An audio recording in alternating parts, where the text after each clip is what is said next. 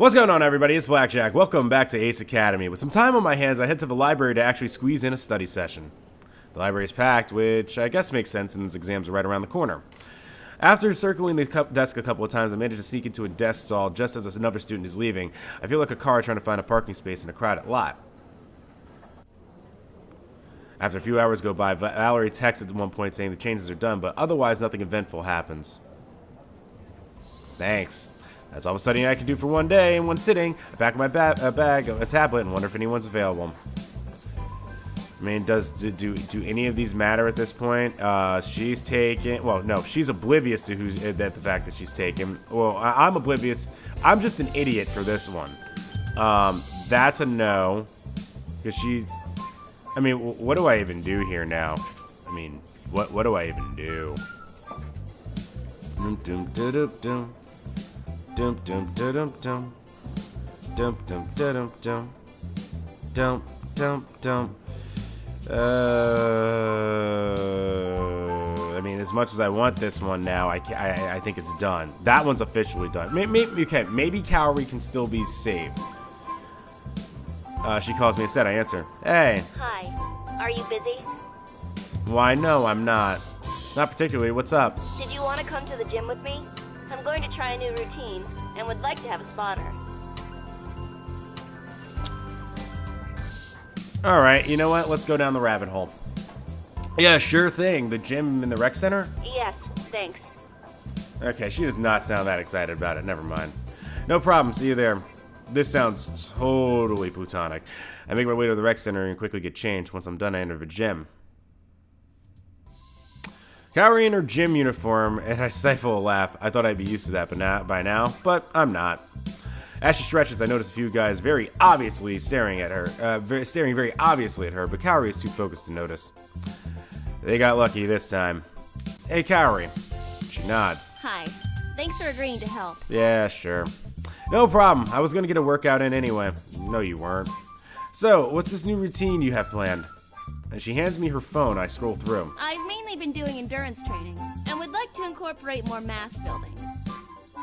Insanity? Why would you want to gain mass as a girl?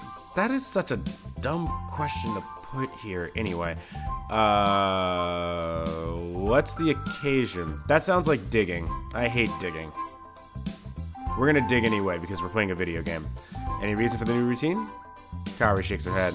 Not particularly. My routine was just getting a bit too repetitive, and this will be a nice change of pace. Alright, that works. Fair enough. Ready to start then? She nods and we find an empty bench. She begins gathering weights and adds them to the bar. And keeps adding weights. My jaw drops as she adds 100 pounds to the bar. Is this petite girl for real? I mean, that's 100 pounds to the bar, so that would be... if the bar's 45, that's 145. That's not too bad, actually. Cowrie lies down on the bench and I stand by her head. She dusts her grips and focuses her heavy breathing, then lifts the bar off and begins her reps. Yeah, it's 145. It's not 225. Although I knew Cowrie took her fitness seriously, I'm still impressed. She's attracted a few more onlookers too, so I'm not the only one impressed. With one final exhale, she places the bar back on the bench. Alright, warm-ups are done. Okay. Those are just warm-ups. She adds another 20 pounds on her weights, then repeats the reps. Okay, now we're getting to 165. Cowrie is... How... I don't know how big she is. After she completes her set, she slides out from the bench and wipes her face with a towel. Geez, just how much of her weight is just muscle? I'm actually curious too. If her punches actually do legit hurt, then this would explain a lot. Let's just go with the good job. Very nice. Cowrie offers me a smile. Thanks. Okay, your turn now. Oh boy, this isn't gonna end well. I mainly do cardio at the gym to stay fit, and only occasionally do endurance training. I don't think I can bench much more than her. How do I want to play this? Go for a safe 100. Let's push it up a bit to 140. Beast mode activation 200. Okay. If I were to be a good guess on like what Fartfurter is, because I feel like if I pick 100, she's gonna push, and that's fine. That's fine if she pushes at 100. Because you probably should.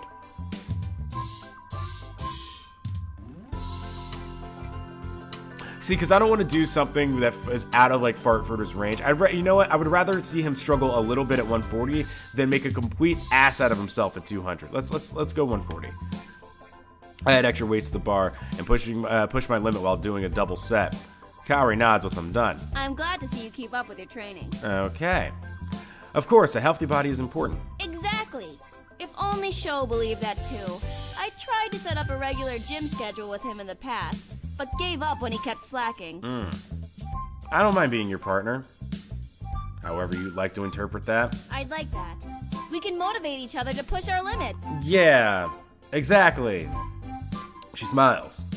Loud vibration interrupts us. Kaori pulls out her phone and reviews her text messages. As she reads, a smile creeps on her face. Well, there it is. I think I may have an idea who that is. She sends a reply before looking back up. As soon as she sees my wide grin, her smile falters. Well, they just keep rubbing it in your face, don't they? It's just like, hey, look at all this that you missed. What's with that look? Was that Aito? Her cheeks flare. How did you know? Because because Fartfurter's an idiot. I have a younger sister, remember? I know what that grin means. It's not like that. It is. Why? What did he ask you? She refuses to answer. Ooh, I guess I'll have to make my own conclusions then. What? Don't be stupid. He just asked if we can go get some snacks for the daycare. We're meeting at the mall. Uh-huh, and you had a bright smile on your face. No, please do not. Do not do that. Please, come on, Fartfurter, don't do that. Alright, whatever you say. Kaori shakes her head. Let's get back to the workout. Please. Yep. The rest of the workout is very productive, and I set a new personal record for myself. Kaori and I will definitely have to make this a more regular thing. Once we wrap up, we say our goodbyes and head our separate ways. Alright, can we have no more awkward, like, any sort of interactions? After parking my bike, I let myself into the house. The fuck is that? This sounds like the scratching noises like in Doki Doki Literature Club. It's actually scaring the shit out of me right now. The living room is empty. Where is everybody? Why is there this, like... What the fuck is that? I hear voices in the kitchen and hurry over. I pause as soon as I push open the doors. Can somebody do something about that sound, please? Nikki is bent over the table laughing. Aunt Yuki stands by the fridge laughing as hard as Nikki, while Uncle Kaito chugs water looking increasingly confused. Oh, hi Aunt Yuki, I didn't know you were here. That sound is still there. Aunt Yuki tries to compose herself when she sees me and rushes over to give me a hug. Oh good, you're home. It sounds like someone trying to slurp up mud, and it's like disgusting to hear in my ears. Oops, I got some flour on you. Okay. That's okay. Uncle Kaito's eyes are watering as he lunges towards the fridge and pulls out a carton of milk. Okay, so he must have ate something spicy. Seriously, can we stop with the mixing sounds? Are you okay, Uncle Kaito? He doesn't answer as he chugs a fresh glass of milk. I'm guessing that's what it is. It's like they're supposed to be mixing a batter. Nikki finally composes herself enough to answer. Aunt Yuki's making us Chinese food tonight, and she ran one of the chilies around the rim of Uncle Kaito's glass when he wasn't looking. Oh, great. She starts laughing again. It doesn't hit you at first. Once it does. Uncle Kaito takes another swig of milk while Aunt Yuki giggles. I'm sorry, I couldn't resist.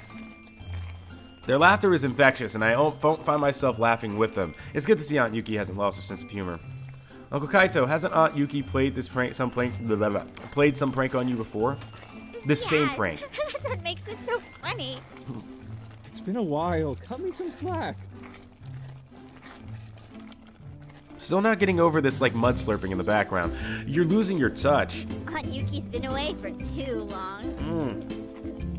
Nikki sighs. Do you really have to leave again, Aunt Yuki? It's so fun when you're around. Hey, are you saying I'm not fun? That is exactly what we were implying by that. No, you're fun too. Nope. That sounded awfully like a pity compliment. It's you. Nikki giggles. Aunt Yuki fidgets with the corner of her apron. Actually, you'll all be seeing a lot more of me. You're back together. Kaito looks at her in surprise. Really? She meets his gaze and nods. If that's all right with you. Oh, great. You stop all the weird mud slurping sounds so that you can rub and rub more of the romance in my face. Take it, why not? Of course. I just... Does that mean you're really going to stay here? Yeah. Unless there's a reason why I shouldn't. No, but... Kaito hesitates. Nikki watches his bated breath. Her eyes are wide with excitement, and I can tell it's taking a lot of self-control for her to keep quiet. I'm unsure if I should even be witnessing this conversation. Aunt Yuki seems to understand Uncle Kaito's unspoken question. Watching you with the kids, you've, changed. Yuki, Nikki can't hold it anymore and explodes. Aunt Yuki belongs here, Uncle Kaito. Let her stay. Both Yuki and Kaito blush deeply. Nikki, What? They clearly need my help. let's give them some privacy. Okay, alright, let's go watch another movie or something, please. I begin to push her out of the room. But No buts. Reluctantly, Nikki allows me to lead her out of the kitchen and into the living room. We both sit on the couch as I turn on the TV. do you think Aunt Yuki will really stay? I think that she's gonna do more than just stay, Nikki. Of course. Yeah, she obviously still cares for Uncle Kaito, and he still cares for her. I have a feeling that once she comes back, she won't be going anywhere. I hope so. Then we'll be a family again. Yay! I glance at Nikki. She looks hopeful, yet apprehensive. Again, we've always been a family. I know, but it wasn't the same without Aunt Yuki around. It felt incomplete somehow, like Uncle Kaito was missing a part of himself. It'll definitely be more interesting having her back. We wait in silence. Every so often, Nikki would sneak glances at the door, but she doesn't move. I can't ignore the delicious smell of Kung Pao chicken wafting out of the kitchen, and my stomach grumbles loudly. I kind of wish they were having this conversation after we'd already eaten. Nikki giggles. Are you ever not hungry? Nope. No, look at you. Her eyes widen as her stomach grumbles just as loudly. Now it's my turn to laugh. Luckily, we don't have to wait much longer before Aunt Yuki pops her head out. Are you kids hungry yet? Yes. Starving. Then I guess we better feed you. Dinner's ready. Hooray! I jump to my feet and race into the kitchen, but Nikki lingers beside Aunt Yuki. Does this mean you're staying? Of course I'm staying. There's no way I'm going to let Kato keep you kids to himself. Nikki grins from ear to ear and hugs Yuki tightly. I'm so happy! There will finally be another woman in the house! Aunt Yuki laughs as the two of them join us at the table. I don't know how you managed all by yourself. Me neither. Everyone is all smiles as we sit down to eat. After dinner, Nikki dragged Aunt Yuki upstairs to show her the new dress she bought last week. Uncle Kaito and I are watching TV. In the middle of our show, his phone dings with an email. As he opens the email, his jaw sets. What is it? it's an email from the PI. Hooray! What does it say? He holds out the phone number for me to see, and we review the email together. Again, the content does not share much, but stresses that the accident might have been more than just an accident. The other driver had been spotted talking to Dad right before the crash. Wait, someone wanted to hurt Dad on purpose? Kaito's voice is grim. That seems to be what the PI is implied. Okay. Why would he want to hurt them? I wish I knew. Wasn't the other driver someone your dad knew? I don't know. Yeah, Ezra Wilson was Dad's colleague. They worked closely together on projects. Did something happen between them? I don't know. Not that I know of. And we can't ask him since he's still in a coma, last I heard. Kaito nods. Well, the PI is still investigating. I'm sure he'll have more information soon. None of this is making any sense. Ezra and Dad worked on the same projects together for as long as I can remember, and he always seemed like a nice guy. I can't imagine that he'd want to hurt Dad. Does this mean Dad knew this was coming too? But how could he? He only left because Nikki called him. And what about Mom?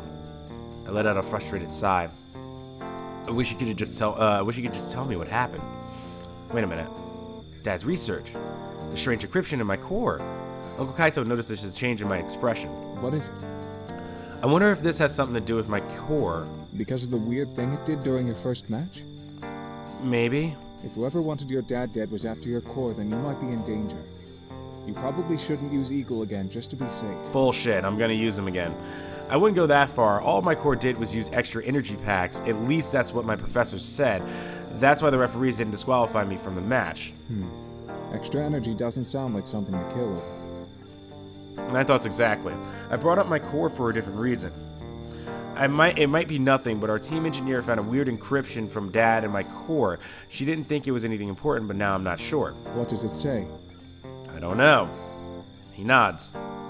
I try to refocus on the TV show, but I can't stop thinking about the accident on purpose. I think I'm just gonna go to bed. Alright, try not to stress too much about this. I promise we'll find out what happened. I smile weakly. Thanks, Uncle Kaito. After saying at night, I get ready for bed, then slip under the blankets. I close my eyes trying to clear my mind, but end up running through every detail of the accident. I remember hoping to find a clue. Eventually, I fall asleep out of pure exhaustion.